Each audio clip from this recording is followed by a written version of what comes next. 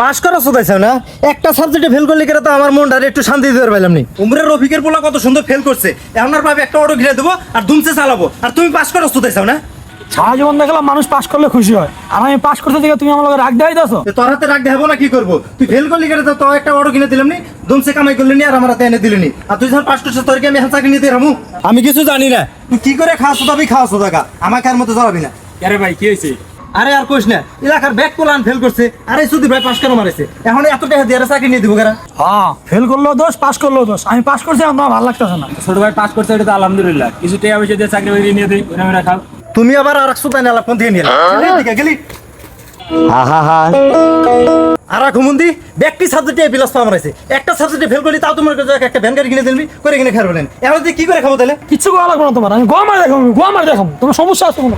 গোয়া মারে দেখাবো। কয় কি রে?